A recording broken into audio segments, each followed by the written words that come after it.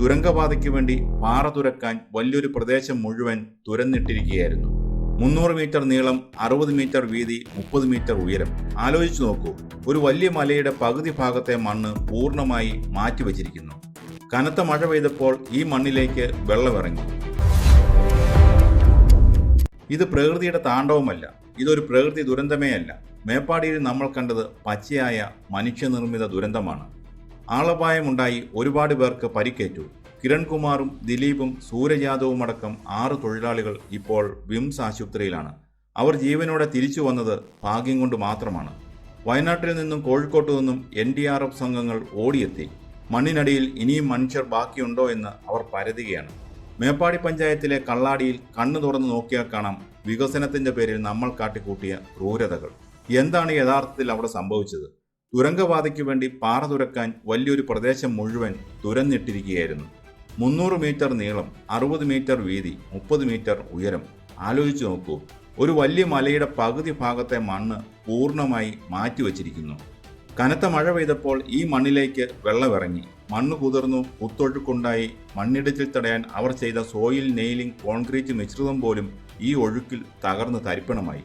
അനുബന്ധ ജോലികൾ ചെയ്യുകയായിരുന്ന 18ഓളം തൊഴിലാളികളാണ് ഈ ദുരന്തമുഖത്ത് അകപ്പെട്ടു പോയത്. ഈ ദുരന്തം നമ്മളെ ഭയപ്പെടുത്തേണ്ടത് എന്തുകൊണ്ടാണ്? കാരണം ഈ അപകടം മുൻകൂട്ടി പ്രവചിക്കപ്പെട്ടതായിരുന്നു. കൃത്യമായ മുന്നറിയിപ്പുകൾ ഉണ്ടായിരുന്നു. ഒന്നല്ല, രണ്ടല്ല, നിരവധി തവണ. കഴിഞ്ഞ മാസം 20-ാം തീയതി ജില്ലാ കളക്ടറുടെ നേതൃത്വത്തിൽ നിന്ന് ഉന്നത ഉദ്യോഗസ്ഥർ യോഗം ചേർന്നു. ദിലീപ് ബിൽകോൺ, റോയൽ ഇൻഫ്രാസ്ട്രക്ചർ എന്നീ കരാർ കമ്പനികൾക്ക് കൃത്യമായ നിർദ്ദേശം നൽകി. കൊങ്കൺ റെയിൽവേ കോർപ്പറേഷനും പൊതുമരാമത്ത് വകുപ്പിനും എല്ലാം അറിയാമായിരുന്നു.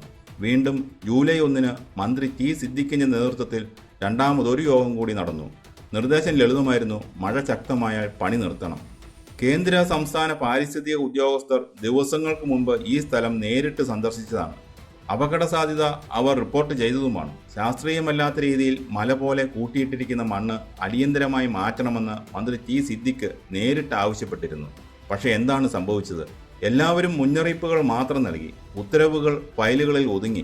കരാർ കമ്പനി പ്രധാന പണികൾ നിർത്തിയെന്ന് വരുത്തി തീർത്തു. എന്നാൽ 18ഓളം തൊഴിലാളികളെ വെച്ച് അനുബന്ധ ജോലികൾ തുടർന്നു.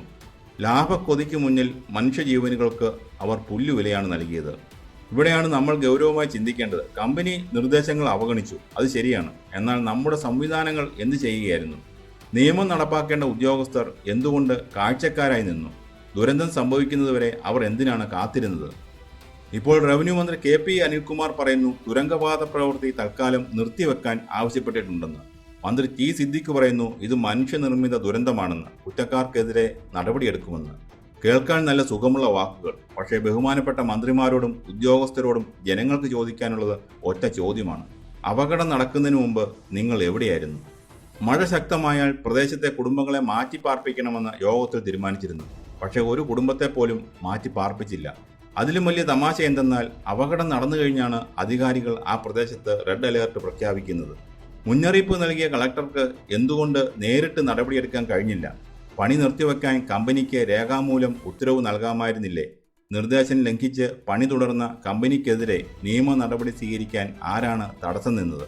വെറും യോഗങ്ങൾ ചേർന്ന് മിനിറ്റ്സ് തയ്യാറാക്കിയാൽ തങ്ങളുടെ ഉത്തരവാദിത്തം കഴിഞ്ഞു എന്ന് കരുതുന്ന ഉദ്യോഗസ്ഥ മേധാവിത്വമാണ് ഇവിടെ പരാജയപ്പെട്ടത്.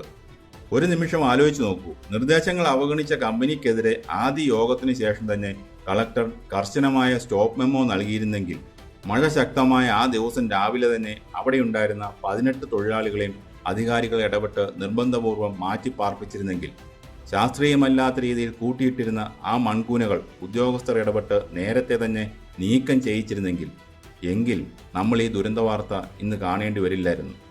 ആശുപത്രി കിടക്കകളിൽ ആ തൊഴിലാളികൾക്ക് വേദന തിന്നേണ്ടി വരില്ലായിരുന്നു. ഈ ദുരന്തത്തിൻ്റെ പൂർണ്ണ ഉത്തരവാദിത്തം കരാർ കമ്പനിയുടെ തലയിൽ മാത്രം കെട്ടിവെച്ച് കൈ കഴുകാൻ സർക്കാരിനോ ഉദ്യോഗസ്ഥർക്കോ കഴിയില്ല. അവശ്യ സമയത്ത് കൃത്യമായ നടപടിയെടുക്കാത്ത, ഉത്തരവുകൾ നടപ്പാക്കുന്നുണ്ടോ എന്ന് പരിശോധിക്കാത്ത ഓരോ ഉദ്യോഗസ്ഥനും ഈ ദുരന്തത്തിന് ഉത്തരവാദിയാണ്. അവരും പ്രതിക്കൂട്ടിലാണ്. മുന്നറിയിപ്പുകൾ വെറും കടലാസുകളിൽ ഒതുങ്ങാനുള്ളതല്ല, മനുഷ്യജീവൻ രക്ഷിക്കാനുള്ളതാണ്. ഇനി ഒരു ദുരന്തത്തിനു കൂടി വയനാടിനെ വിട്ടുകൊടുത്തുകൂടാ.